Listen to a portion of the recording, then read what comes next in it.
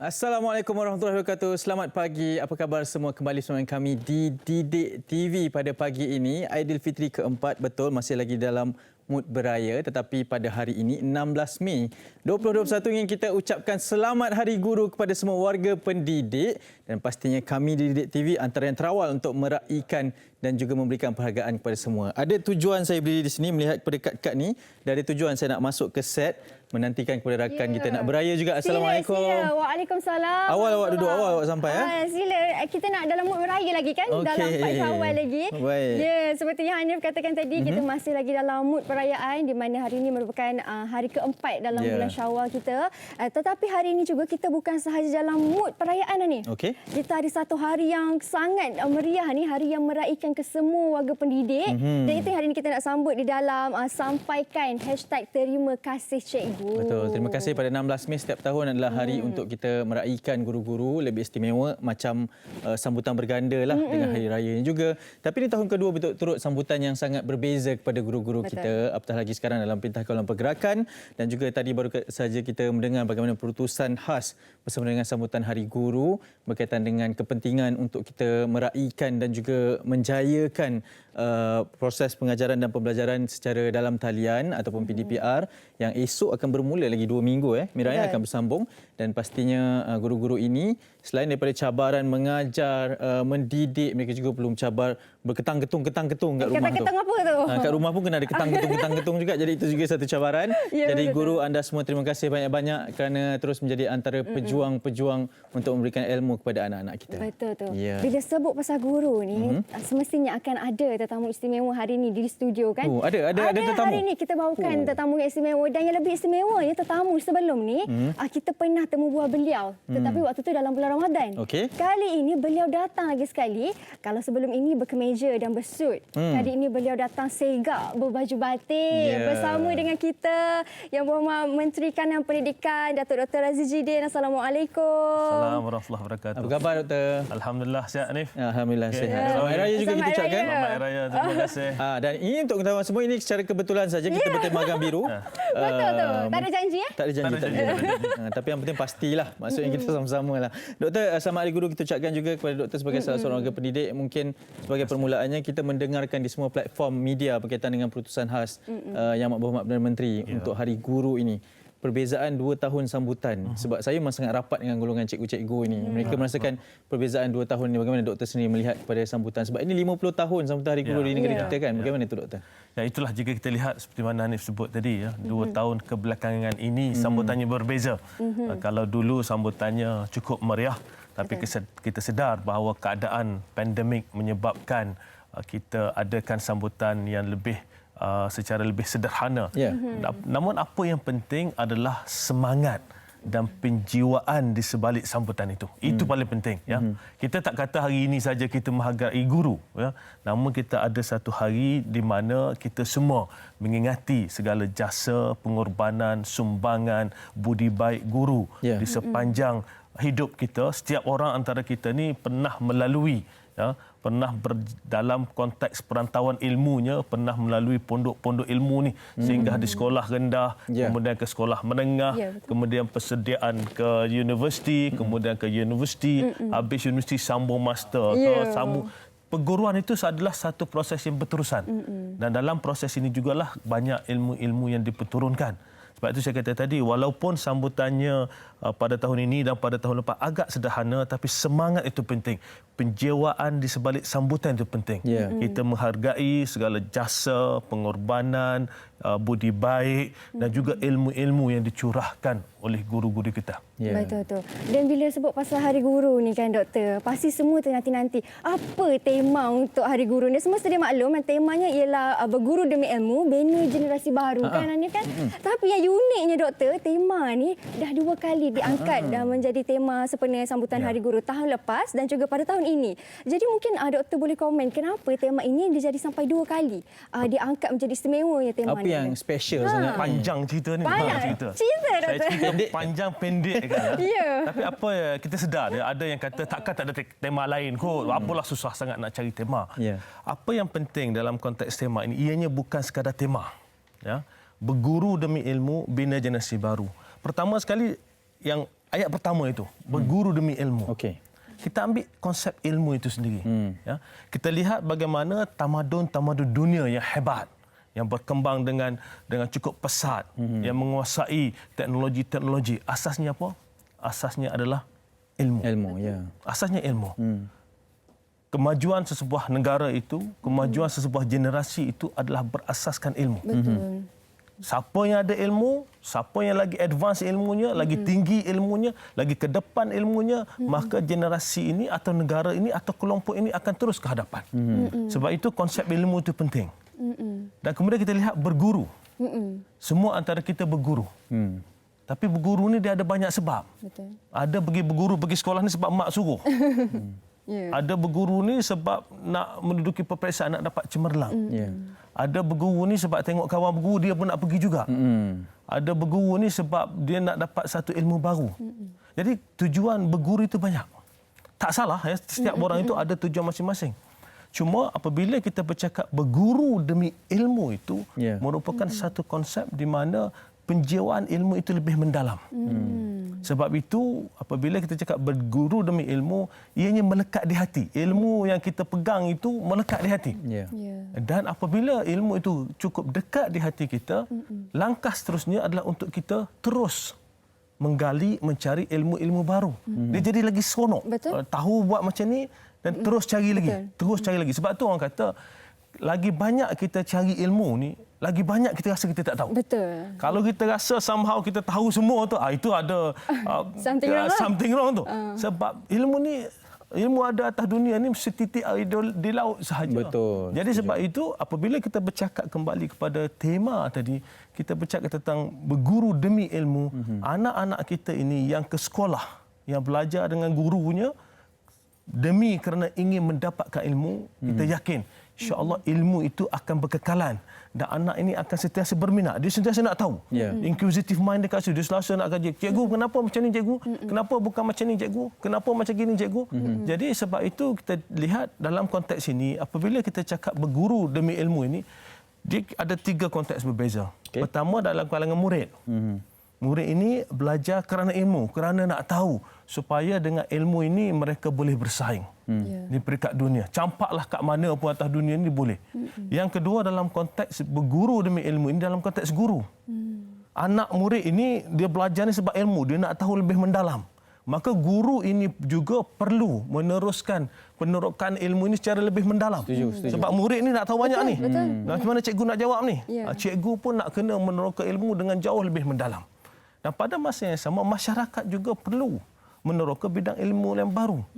Sebab itu saya kata apabila kita buat berguru demi ilmu ni, orang kata alah macam tak ada topik tema lain lah nak ulangnya. Tapi semangat di sebalik itu cukup penting. Betul. Cukup penting. Kita mahu lahirkan masyarakat di mana mereka berada, mereka ingin, mereka cintai ilmu itu, semangat itu terus berkekalan. Jadi sebab itu apabila kita kata berguru demi ilmu, bina generasi baru.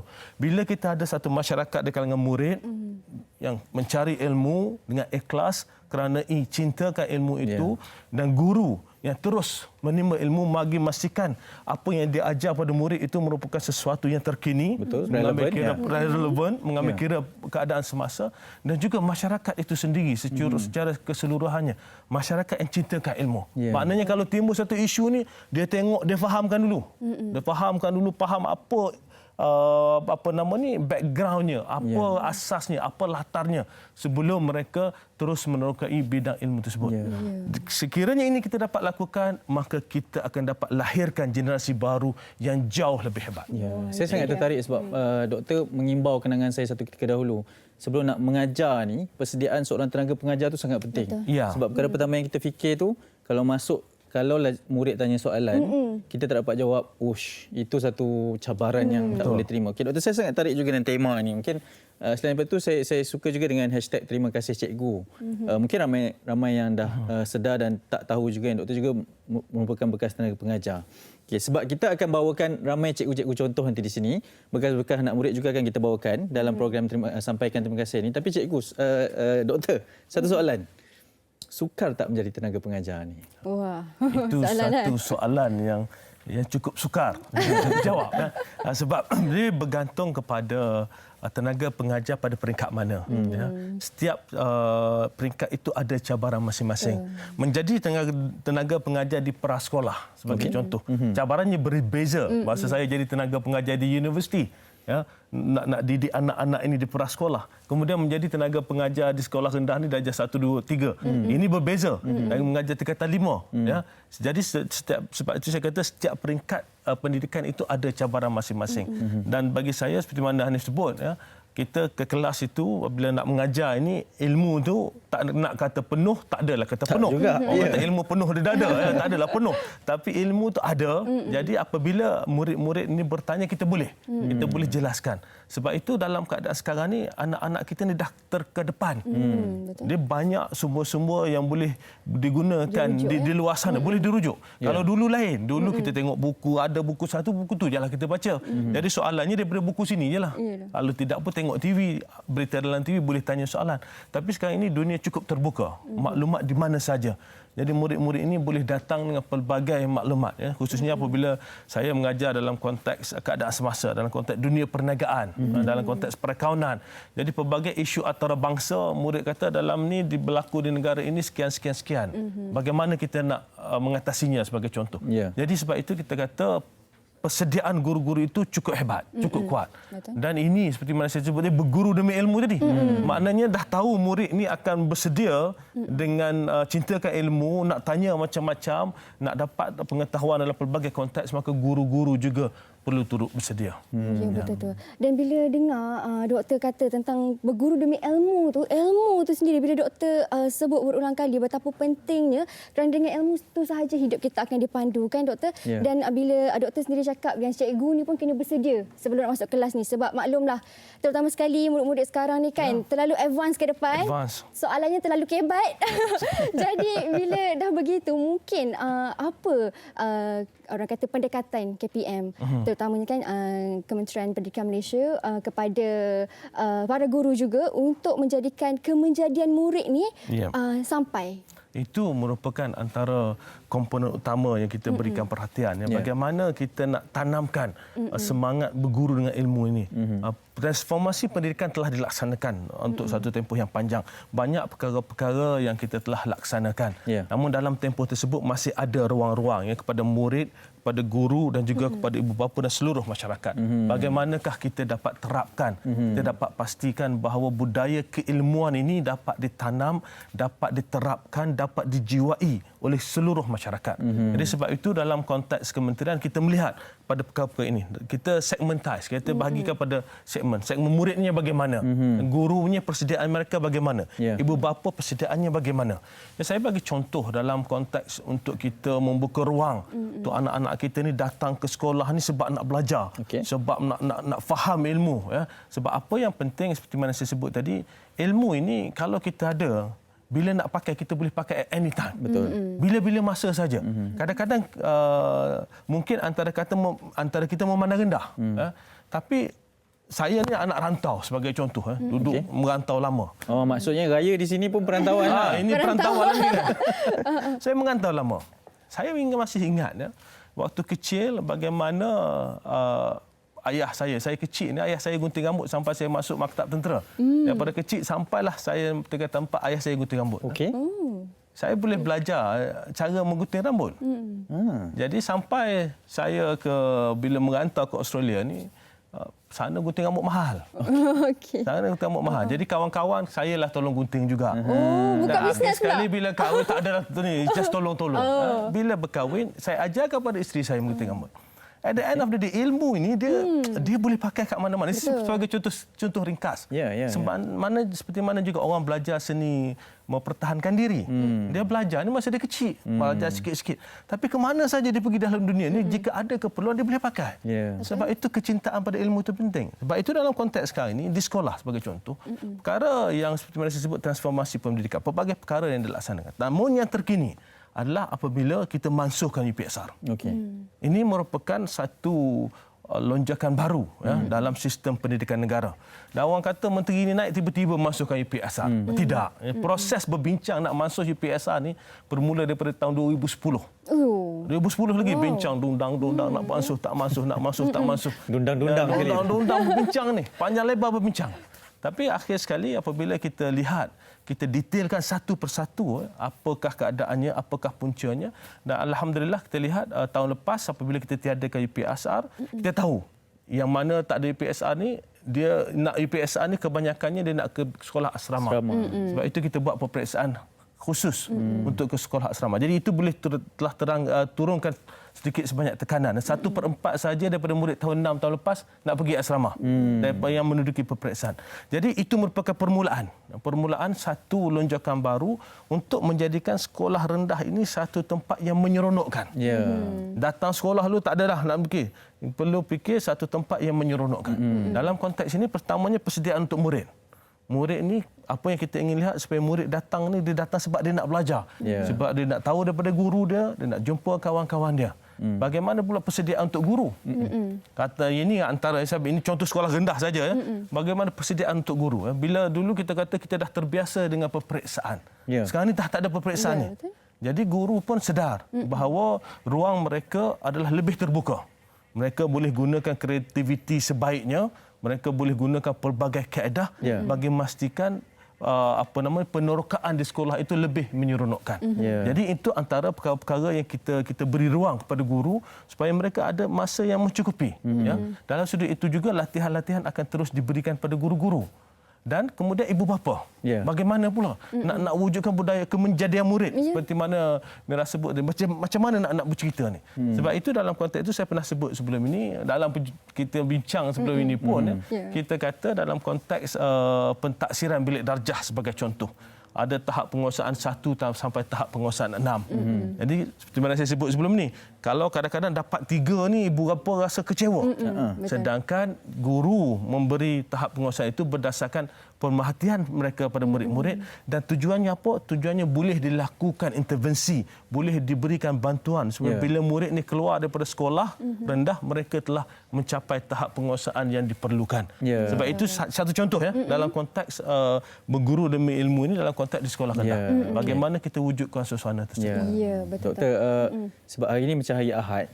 Saya rasa macam masuk sekolah balik ni hari Ahad dengan penerangan-penerangan tersebut. Dah masuk dah. Kelantan, Terengganu. Dah mula.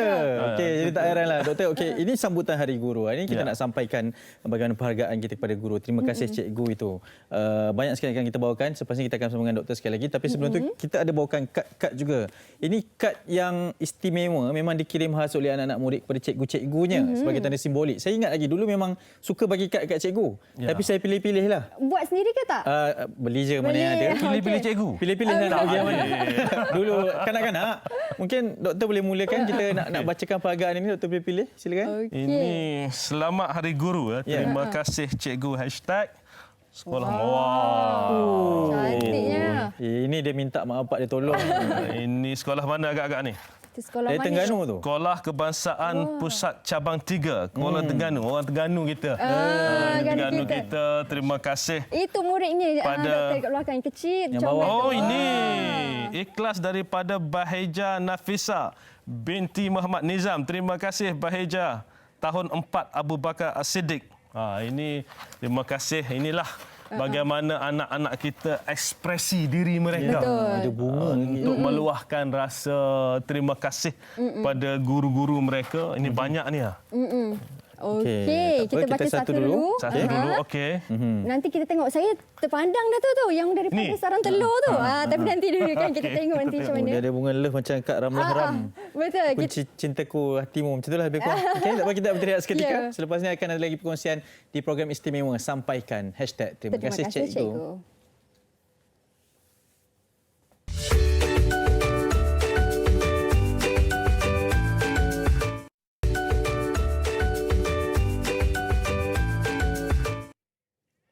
Baik, kembali kita dalam Sampaikan #Terima kasih cikgu bersempena dengan sambutan Hari Guru pada hari ini 16 Mei 2021 bersama dengan YBMK kita Datuk Dr. Razi Jidin. Tadi doktor dah menjawab beberapa soalan kan.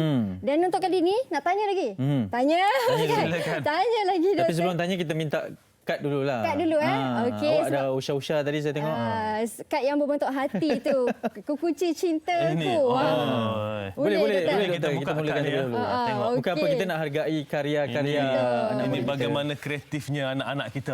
Bagaimana kreatifnya anak-anak kita cuba meluahkan rasa terima kasih mereka kepada guru-guru mereka. Ini buat daripada bekas telur ni. Tengok ini. Selamat Hari Guru. Terima kasih Cikgu. SK Sungai Pelek di So, ada namanya Selangor. Nur Syakirah Anisah binti Azli, 6 kristal. Ini murid tahun 6. Inilah antara usaha anak-anak kita untuk melahirkan rasa penghargaan, rasa terima kasih pada guru-guru mereka. Terima kasih Nur Syakirah di atas usaha ini, dan insya-Allah kita yakin bahawa guru-guru menghargai tanda ingatan murid kepada mereka, insya-Allah. Ya, itu dia lah. Tengok dia. Apresiasi anak Apresiasi, murid. apresiasi anak kepada murid. gurunya. Tapi kalau perasan tak sebenarnya satu ironi ataupun simboliknya, doktor, teknik daya kreatifnya juga diajar oleh cikgu. Dan kemudian anak murid ini menzahirkan dengan apa ilmu yang dia ajar tu, tunjukkan kepada cikgu ni. Kalau saya menangis tepi pucuk katil ni kalau dapat dia. Rasa dihargai. Itulah. Bagaimana perasaannya apabila sebegini? Mungkin doktor boleh wakilkan. Saya dalam konteks mengajar di universiti sebagai contoh apabila di akhir semester murid-murid menghantar kad ucapan terima kasih sepanjang mereka di universiti, inilah subjek yang paling best mereka pelajari, paling menarik dan sebagainya. Ini menimbulkan rasa bahawa ilmu yang dicurahkan itu memberi manfaat dan dihargai. Dan ini terus membangkitkan semangat kita untuk mencari kaedah yang terbaik. Apakah kaedah yang terbaik untuk kita sampaikan ilmu itu kepada anak-anak kita.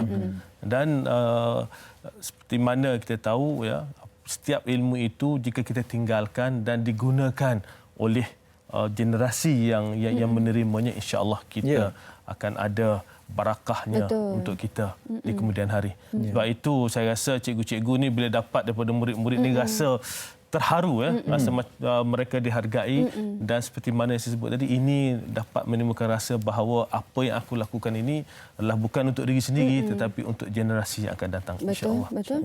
Dan terutama sekali apabila anak murid tu memberi hadiah daripada segi kejayaan.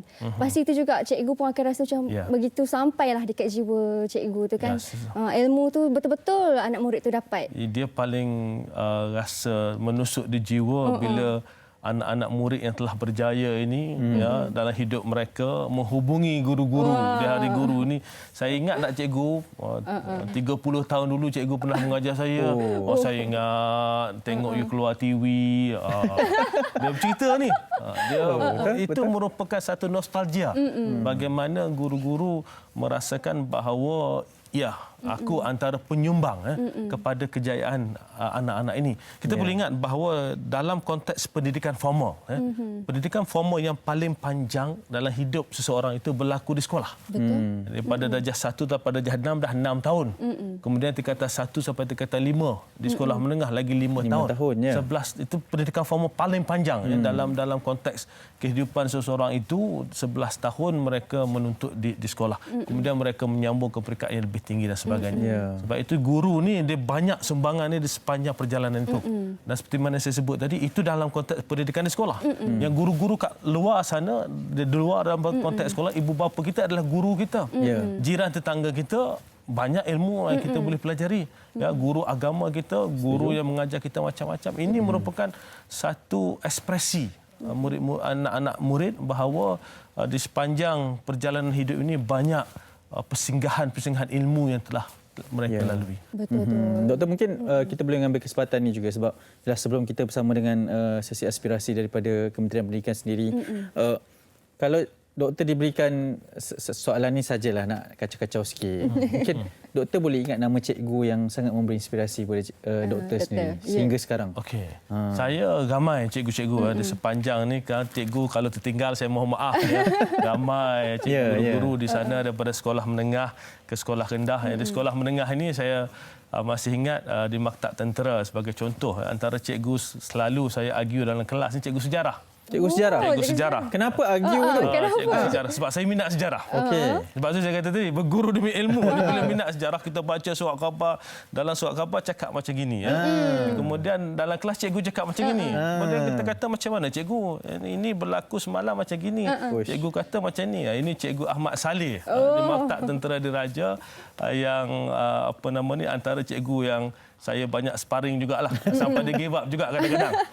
Itu ni, dan ramai lagi lah cikgu saya, guru-guru yang pernah mengajar di Maktab Tentera Diraja, di sekolah menengah Ketereh sebagai contoh. Cikgu Nik Zafirah mengajar bahasa Inggeris. Cikgu ini sampai ke sudah bahasa Inggeris ni payah nak faham. Orang kampung, orang Ketereh, orang kampung. Cikgu-cikgu di sekolah rendah, ramai cikgu-cikgu di sekolah rendah, ramai, cukup ramai ya. Cikgu Izani yang masih berhubung lagi dengan saya pada hari ini. Jadi sepanjang tempoh itu ramai. Itu belum masuk guru Quran, guru yang mengajar macam-macam, ibu bapa kita sendiri. Dan proses menimba ilmu ni dia tak terhad di sekolah. Tapi yang paling panjang, yang paling tersusun, yang paling berstruktur adalah pendidikan yang kita terima di sekolah. Betul. Sebab macam doktor sendiri katalah, proses di sekolah tu 11 tahun. Itu baru di sekolah saja, belum lagi di peringkat luar kan. Sana. Sebab tu ada istilah guru itulah ibu, itulah bapa juga di sekolah untuk kita kan. Sampai sekarang pun hubungan tu masih ada, macam masih kontak lagi dengan cikgu kita terdahulu sebelum ni juga kan doktor. Betul. Baik, sekarang ni bila kita dalam keadaan yang mencabar macam ni kan doktor, lagi-lagi bila sekolah ditutup selama 10 hari. Jadi mungkin macam ada yang tertanya, alamak dah tak jumpa cikgu dah. Macam mana tak jumpa cikgu ni? Cikgu kata okey tak apa, kita boleh buat secara alam maya di dalam talian kan. Jadi mungkin doktor boleh terangkan apa orang kata KPM punya usaha supaya pendigitalan ni akan berjalan secara lancar. Dia ini proses pendigitalan pendidikan ini merupakan satu proses yang memerlukan satu penelitian yang mendalam. Seperti mana saya ceritakan sebelum ini, sebelum berlakunya PKP tahun lepas, kita bercakap tentang pendidikan digital. Tapi pada waktu itu pendidikan digital ini di peringkat sekolah. Dia ada komputer di sekolah, ada internet di sekolah.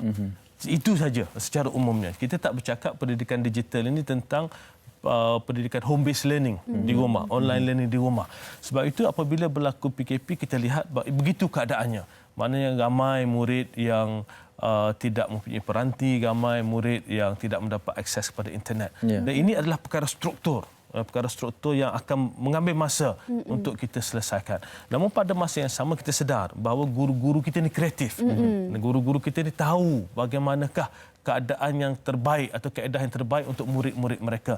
Untuk mungkin yang untuk yang tiada internet, tidak ada peranti dan sebagainya, pelbagai kaedah digunakan oleh guru-guru, modul dan sebagainya. Sebab itu dalam konteks 2 minggu ini sebagai contoh, lepas raya ni kita buat PDPR untuk 2 minggu. Kita umumkan lebih awal.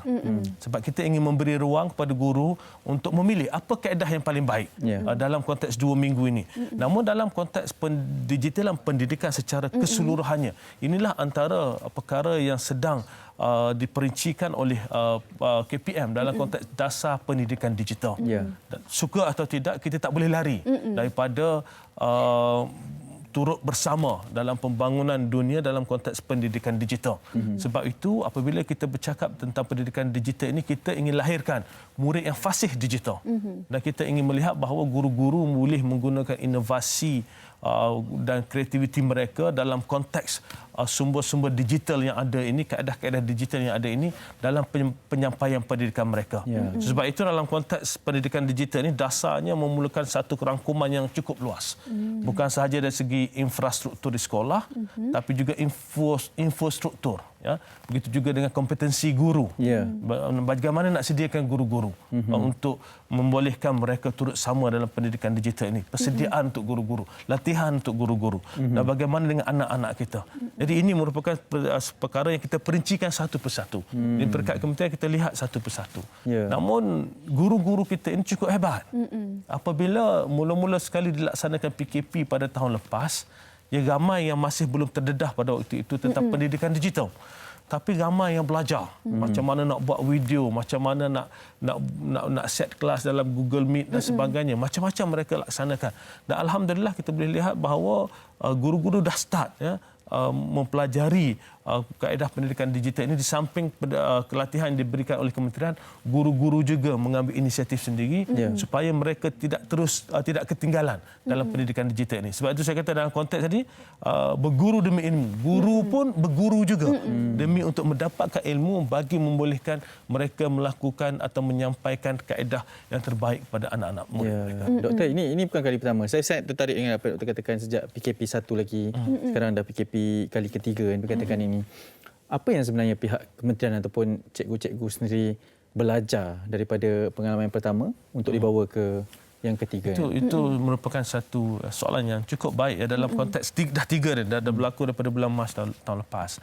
Sebab itu peringkat awal kita tak tahu. Peringkat awal seluruh negara ditutup. Betul, terkejut kita ya. Kita terkejut, seluruh negara ditutup. Kita tak tahu fail virus ni macam mana. Perangai ni macam mana kita tak tahu. Ditutup. Kemudian kita buka. Kita mula dibuka pada waktu itu 24 Jun 2020 sekolah mula dibuka. Ya, murid-murid masuk ke sekolah dalam SOP baru. Kita lihat alhamdulillah semua berjalan lancar hinggalah ada peningkatan kes pada bulan November dan kita tutup sekolah dan laksanakan PDPR pada bulan November. Hinggalah kita buka balik sekolah 20 Januari. Ya, pada waktu itu 20 Januari masih PDPR, tapi kita mula bersemua ke 1 Mac. Dalam tempoh tersebut banyak perkara yang kita belajar. Bahawa suka atau tidak antara cabaran yang dihadapi oleh guru ya. Kadang-kadang guru buat WhatsApp group. Buat WhatsApp group, panggil murid-murid, lepas seorang left group, lepas seorang left group, lepas seorang. Ini boleh tanya guru-guru kita lepas seorang left group. Ini panggil balik. Ni. Kenapa left group tu? Itu macam-macam lah. Itu sebagai contoh ya. Sukarnya ya, tak berinteraksi secara bersemuka. Cikgu telefon kenapa? Saya tak, macam-macam lah. Internet macam-macam lah ya. Cabarannya. Antara cabaran yang dihadapi oleh guru. Sebab itu apabila kita lihat bila sekolah dibuka semula pada 1 Mac ya, kehadiran adalah amat baik. Anak-anak kita ni nak berdepan, menghadap dengan cikgu dia. Dia nak duduk depan cikgu dia, nak cikgu dia bercerita macam mana. Sebab itu seperti saya kongsi tadi, pada awal kita buka sekolah kehadiran lebih daripada 90%. 95%. Waktu tak ada COVID dulu, kehadiran ke sekolah ni dalam 80-85%. Pas zaman bukan COVID dulu, sebelum COVID datang. Ini data yang menarik ni. Ini merupakan sebab itu kita lihat bahawa murid-murid ni rasa mereka nak ke sekolah. Teruja nak ke sekolah sebab dah lama tak jumpa cikgu ni. Mereka rasa ia boleh belajar secara atas talian, tetapi cara berdepan itu lebih menyeronokkan bagi mereka dapat bersama dengan kawan. Tapi way forward, bagaimana ke depannya bagaimana. Dan di peringkat KPM sebenarnya saya sebut tadi, kita belajar. Sepanjang tempoh itu kita belajar banyak. Dan apa yang kita lihat bahawa kita perlu mengambil kira keadaan semasa. Kita teliti. Kadang-kadang orang ingat KPM tutup sekolah, buka sekolah ikut suka hati. Seolah-olah terlintas je nak tutup, kita tutup. Tidak. Itu merupakan satu proses yang kita buat dengan penuh penelitian. Namun dalam keadaan-keadaan tertentu perlu dilakukan segera. Dalam keadaan-keadaan tertentu kita boleh ambil masa. Dan inilah antara perkara-perkara yang kita lihat. Dan dalam konteks guru juga, feedback yang kita dapat daripada guru-guru ya yang belajar atas talian ni ramai. Namun secara umumnya ramai dari segi keberkesanannya. Ramai yang merasakan jika berdepan dengan murid-murid itu lebih berkesan. Dan mereka boleh lihat, bertanya khabar anak-anak kita dan sebagainya. So jadi sebab itu kita harap ya COVID ini dapat tinggalkan kita secepat mungkin bagi membolehkan anak-anak ini kembali dalam keadaan normal di sekolah. Betul. Ya, doktor mungkin nak menambah juga kepada apa yang doktor katakan tadi. Dalam masa yang sama, sebab saya nak berkongsi satu proses pembelajaran. Ada seorang anak murid pada kenalan saya ni, dia belajar sambil menolong ibunya di pasar. Sebab waktu sekolah dan waktu bekerja yang sama, dan ibunya siap mesej lagi cikgu ni. Dia cakap, sorry cikgu, dia kena tolong saya tapi saya akan pastikan dia masuk kelas. Which is memang dia masuk kelas. Memang kalau suruh baca, dia akan baca sambil di pasar ni. Maksudnya itu satu realiti yang mungkin ramai tak tahu tu, doktor. Mungkin pengorbanan sebegini, kalaulah di pihak kami media tidak highlight kan, mungkin ramai yang tak tahu. Dari sudut doktor itu sendiri mungkin melihat kepada pengorbanan cikgu ni. Sebab ini hari guru kan. Banyak sekali perjuangan lain yang orang tak nampak. Orang nampak cikgu kadang-kadang bagi kerja sekolah je. Kadang-kadang buat WhatsApp group tadi, sampaikan info saya. Itu yang orang orang nampak. Yang orang tak nampak ni bagaimana sebenarnya? Itu kadang-kadang ada jurang informasi antara apa yang guru laksanakan dengan apa yang dilihat di luar sana. Dalam setiap apa yang dilaksanakan ini, kita yakin guru-guru ini laksanakannya dengan penuh ikhlas. Betul. Buat nak bagi murid-murid dapat pendidikan yang baik, memahami apa yang dipelajari. Kadang-kadang guru pun takut murid-murid ketinggalan. Jadi sebab itu mereka usahakan yang terbaik. Dan seperti mana yang disebut tadi, dalam konteks mengajar ini, kalau di sekolah tak apa. Di sekolah ini kita boleh lihat cabaran yang dihadapi oleh murid-murid. Murid-murid ini ada yang mungkin nampak kemurungan sebagainya, dan guru boleh bertanya khabar. Di luar sana kita tak tahu. Macam mana, macam Hanif sebut tadi, kita tak tahu cabaran yang dihadapi oleh murid-murid ini. Sebab itu guru pun ramai yang mengambil pendekatan untuk melihat secara lebih mendalam apa yang dihadapi oleh murid-murid mereka. Sebab itu dalam tempoh 2 tahun yang lepas ini, guru banyak berkorban, mengambil kira kekangan yang ada, mengambil kira cabaran yang ada, dan mengambil kira benda yang tidak ada orang pernah lalui. Itu kita kena ingat ni. Tak payah, none of us, kita seorang pun tak pernah lalui sesuatu yang baru untuk saya, sesuatu yang baru untuk Mira, untuk Hanif, untuk guru-guru, untuk semua orang. Jadi sebab itu guru-guru mencari jalan yang terbaik. Bagaimanakah kaedahnya? Saya ambil contoh SPM. SPM ini kita tangguh. Kali pertama tangguh, kali kedua tangguh, kali ketiga tangguh, dan kali keempat kita laksanakan. Dan pada waktu itu kita nak laksanakan macam-macam orang kata. Apalah nak laksanakan SPM, kenapa tak tangguh, kenapa tak batalkan sahaja. Tapi SPM tak boleh nak batalkan. Dia ini merupakan satu peperiksaan di penghujung persekolahan. Dalam konteks pelaksanaan SPM sebagai contoh, saya melawat sekolah, tak pernah saya lihat bagaimana seluruh sekolah itu bergerak sebagai satu jentera yang besar. Semua cikgu datang bantu ni. Yang jaga peperiksaan tu biasalah pengawal peperiksaan tu. Namun cikgu nak cek suhu, nak pastikan murid bawa kertas, mengesahkan bahawa mereka sihat, tidak ada kontak rapat dan sebagainya. Guru akan tunggu di pintu sekolah. Kemudian masuk, ada guru yang tengah tunggu dalam kelas. Sebelum pengawas peperiksaan masuk, guru tunggu dalam kelas nak pastikan murid ni follow SOP semua, ikut SOP semua. Di waktu rehat ada guru-guru pergi hantar makanan ke dalam kelas, membantu mereka. Ini merupakan satu proses yang kerjasama yang cukup baik. Terlihat walaupun benda yang agak mustahil, calon lebih 400,000 orang, calon petugas hampir 40,000 orang petugas di seluruh negara. Tapi alhamdulillah kita dapat laksanakan dengan baik. Itu satu contoh bagaimana sesuatu yang sukar dengan kerjasama erat seluruh jentera warga pendidik, guru-guru di seluruh negara, kita dapat laksanakan. Kemudian kita cerita pasal SPM lagi, makin kertas. Dulu cikgu bawa kertas, makin atas kertas. Buat pertama kali dalam sejarah, saya dah cerita sebelum ni, kita mak atas talian. Pembantahan online. Cikgu ni yang tak pernah mak online pun duduklah belajar. Awal-awal ni rasa susah, macam mana lah nak buat.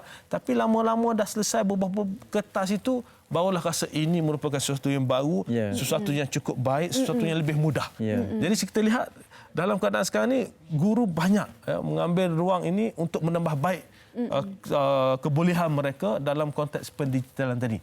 So seperti mana saya sebut tadi, awal-awal nak buat kelas online, setengah cikgu tak tahu pun. Sebab pada waktu itu seperti mana saya sebut, pendidikan digital ini di sekolah. Dia bukannya sesuatu yang luas yang digunakan oleh semua guru-guru. Tapi guru mengambil ruang tersebut, belajar bagaimana kaedah terbaik untuk mereka membantu murid-murid. Itu dari segi atas talian. Yang pergi hantar modul kat rumah murid-murid. Yang naik bot di Sabah nak hantar ke murid-murid kerana tidak ada hubungan lain. Jadi kita lihat bagaimana sepanjang tempoh ini, warga pendidik telah mencurahkan segala usaha bakti mereka bagi memastikan bahawa anak-anak tidak ketinggalan. Bagaimana reaksi pihak KPM, terutamanya doktor, melihat kepada situasi senario-senario sebegitu? Apabila cikgu naik bot, cikgu beredah hutan 3-4 jam, bagaimana itu dalam konteks kami. Sebab itu kita kata, apabila kita kata PDPR, ramai yang beranggapan bahawa PDPR ini hanyalah pembelajaran secara atas talian. Sebab itu kami memahami. Kita tahu kekangan yang dihadapi oleh guru-guru di seluruh negara. Kita perlu ingat, kita ada lebih 10,000 buah sekolah di seluruh negara. Seperti mana saya kata, ada sekolah di atas bukit, ada sekolah bawah lembah, ada sekolah tepi sungai, ada sekolah baru, ada sekolah lama, ada sekolah ada internet, ada sekolah tak ada internet, macam-macam. Sekolah tak cukup murid ada lagi, sekolah kurang murid dan sebagainya. Macam-macam keadaannya. Dan dalam konteks tersebut kita sedar bahawa pelbagai kekangan yang dihadapi oleh guru. Sebab itu from day one, daripada hari pertama lagi kita kata kaedah PDPR ini adalah mengikut kesesuaian guru dan murid. Kerana apa? Kerana kita faham, walaupun apa jua keadaan, walaupun apa jua kekangannya, guru kita ini akan terus melakukan yang terbaik.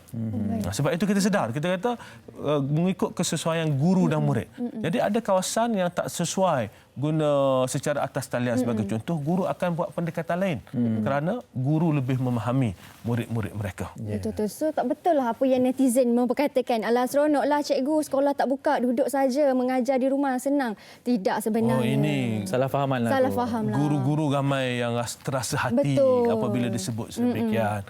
Ya, mereka merasakan bahawa mereka dah cuba yang terbaik. Kadang-kadang apa yang seperti mana Hanif sebut tadi, tak nampak apa cikgu buat.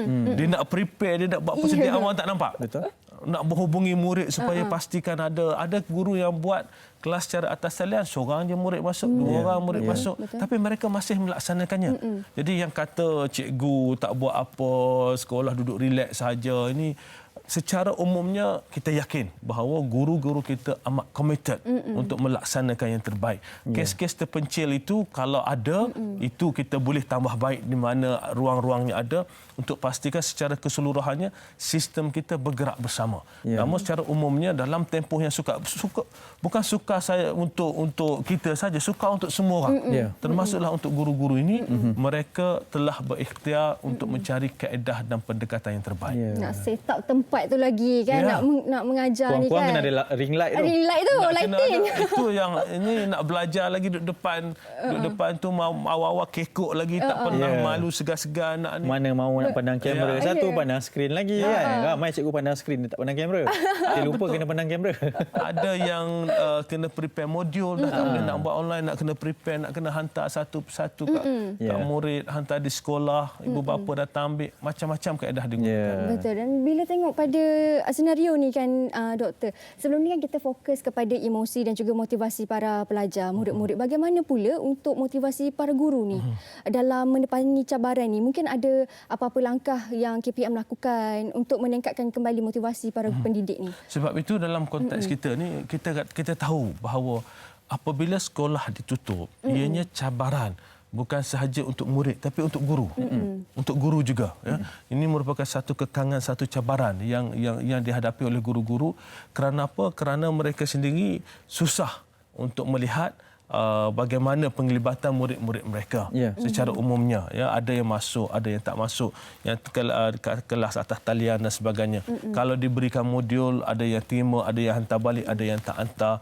Namun kalau datang ke sekolah, mereka boleh lihat secara menyeluruh, secara lebih berdepan dengan anak-anak mereka, kat mana kelemahan, kat mana boleh ditambah baik dan sebagainya. Sebab itu dalam konteks ini kementerian sentiasa committed. Dalam konteks ini kita committed, kalau boleh kita belajar daripada ini adalah untuk kita buka sekolah untuk memastikan murid-murid dan guru-guru dapat ke sekolah. Dan sebab itu kita cuba yang terbaik dari sudut SOP-nya, dari sudut kaedah-kaedahnya, kita cuba yang terbaik. Dan in fact dalam konteks vaksin pun saya minta dengan MOSTI dan juga KKM untuk dahulukan guru. Kami minta dahulukan guru. Sebab itu di peringkat fasa pertama lagi dah ada guru-guru yang kita minta 55,000 yang divaksinkan itu, yang itu guru yang berisiko untuk mendapat kesan negatif daripada jangkitan COVID-19.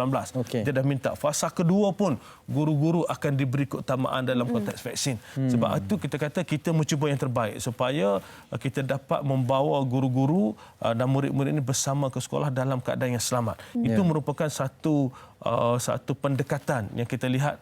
Namun begitu, ini dah ada caveat dia. Dan kita sentiasa mengambil kira keadaan semasa. Kita teliti, kita lihat, kita ambil kira keadaan semasa. Nah, apa yang penting, kita yakin bahawa kita sentiasa bersama dengan guru-guru supaya guru terus bermotivasi bagi memastikan murid-murid ini mendapat pendidikan yang sebaiknya. Guru ni jiwa dia lain. Dia jiwa pendidik ni dia lain. Bila dia jadi guru ni, dia rasa bersalah kalau dia murid-murid ni tak mendapat apa yang sepatutnya, ilmu yang patut mereka dapat. Jadi sebab itu mereka mencuba pelbagai kaedah. Namun dalam konteks PDPR ini seperti mana saya sebut, kadang-kadang frustrated frustrated juga cikgu ni. Dah buat macam-macam ya, penglibatan murid kurang dan sebagainya, dan mereka mencari pelbagai kaedah bagi memastikan supaya pengajaran itu dapat dilaksanakan dengan baik. Ya, doktor menuju ke hadapan memang sangat jelas pandangan dari doktor berkenaan dengan segala perancangan. Menuju ke hadapan, ini juga adalah Hari Guru. Ingin kita raikan guru-guru termasuk semua warga pendidik. Mungkin doktor boleh berikan sedikit rumusan berkaitan dengan cabaran yang bakal dihadapi moving forward juga untuk musim ini, dengan kes juga semakin tidak menentu sekarang ini, dan sedikit ucapan kepada warga pendidik kita bersempena hari sangat istimewa ini. Ya, pertama sekali saya ingin mengambil kesempatan ini untuk mengucapkan Hari Guru pada seluruh warga pendidik di seluruh negara. Ya, dari Perlis sampailah ke Sabah. Jasa bakti guru-guru di sepanjang tempoh yang amat sukar ini tiada tolok bandingnya. Ya. Apa yang penting kita laksanakan segala apa yang dipertanggungjawabkan dan diamanahkan kepada kita dengan ikhlas, dan insya-Allah keikhlasan ini akan memberi satu kepuasan kepada kita, bukan saja hari ini tapi apabila kita melihat kejayaan anak-anak didik kita pada masa akan datang. Dalam tempoh ini kami di KPM sedar bahawa ini merupakan satu tempoh yang amat mencabar. Dalam keadaan pandemik COVID-19 ini yang tiada antara kita, saya serta guru-guru tidak pernah melaluinya. Satu dua tempoh yang cukup panjang dan mencabar, ya. Dan dalam konteks apa yang kita lihat pada hari ini adalah apa yang berlaku sekiranya pandemik ini berterusan. Adakah kita kata kita akan terus menutup sekolah sampai bila-bila? Sebab itu kita kata dari peringkat kementerian ini kita teliti satu persatu. Kita lihat satu persatu, kita belajar dalam tempoh setahun yang lalu, banyak perkara yang kita pelajari, dan kita cuba lihat bagaimanakah pendekatan yang terbaik yang kita boleh laksanakan mengambil kira keadaan semasa. Dan kami di kementerian committed untuk terus melakukan yang terbaik. Dan dalam usaha kami untuk melaksanakannya, maka segala pengorbanan, jasa bakti dan budi baik guru itu adalah satu komponen asas yang paling penting. Ya, jadi sekali lagi saya ucapkan selamat Hari Guru kepada seluruh warga pendidik di luar sana. Hashtag terima kasih cikgu. Terima kasih cikgu. Betul tu. Baik, kita pun dah sampai di penghujungnya. Semua soalan kita dah tanya dekat doktor kan. Soalan yang saya nak tanya tadi itu kan, cinta hati pertama iaitu menjadi pendidik tu pun Hanif dah tanya, dah dapat dah jawapan. Pasti cikgu-cikgu terdahulu menjadi sumber inspirasi kepada doktor. Mana doktor berada sekarang cikgu kan. Sejarah ni. Cikgu sejarah lah. Ayah saya pun cikgu. Okey. Ayah saya pun cikgu. Sebagai seorang pendidik, ini merupakan maha guru saya lah. Banyak saya belajar, sebenarnya saya sebut tadi, ibu bapa itu merupakan antara guru yang paling rapat dengan kita. Sedar atau tidak, banyak yang ibu bapa ajarkan kepada kita yang kita gunakan di sepanjang hidup kita. Belajar tentang erti kehidupan, belajar tentang adab sopan, belajar tentang integriti, belajar tentang budaya dan sebagainya. Jadi banyak. Sebab itu saya kata pendidikan ini cukup dekat di hati saya. Warga-warga pendidik ini cukup dekat di hati saya. Dan kita tahu bahawa mereka di luar sana sedang usahakan yang terbaik walaupun dalam keadaan yang cukup sukar. Jadi portfolio pendidikan itu tepatlah jatuh ke tangan orangnya. Doktor, terima kasih banyak. Yang Berhormat Menteri Kanan Pendidikan, Datuk Dr. Aziz Jidin, bersama dengan kita pada pagi ini untuk kita buka program istimewa Sampaikan Hashtag Terima Kasih Cikgu. Sangat berbeza sebab di mana-mana pun kita perlu ikut SOP berkenaan dengan pandemik COVID-19 sedang melanda ini. Untuk pengetahuan tadi memang kita pakai mask semua. Memang kita dah sanitize tangan kita. Jadi sebelum keluar daripada set kami ni doktor, kita perlu sanitize terlebih dahulu tangan masing-masing untuk inilah ya, sebagai langkah berjaga-jaga. Terima kasih. Jadi sebab kes pun sekarang semakin membimbangkan. Jadi doktor, terima kasih banyak sekali lagi. Terima kasih banyak-banyak doktor. Kita nak teruskan dengan cikgu-cikgu kita pula selepas ni. Teruskan. Jumpa lagi di Sampaikan Hashtag. Terima kasih cikgu. Jangan ke mana-mana.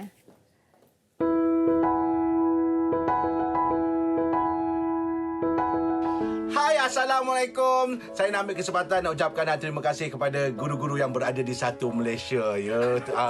Teringat saya, cikgu-cikgu saya, guru-guru saya, cikgu gurat pula. Cikgu kelas saya, Cikgu Wan. Cikgu Wan, ingat tak dulu Cikgu Wan cakap dengan saya? Angah, dia kata kalau awak tak sekolah tinggi pun pastikan awak jadi manusia. Takut juga saya jadi Robocop. Jadi manusia sampai sekarang. Alhamdulillah. Cikgu Wan, Cikgu Ali, Cikgu Manan, ni semua cikgu-cikgu yang saya ingat pada sekolah rendah lagi. Terima terima kasih kerana mengajar saya daripada kecil sampailah saya besar. Guru, guru, engkaulah penyuluh hidupku.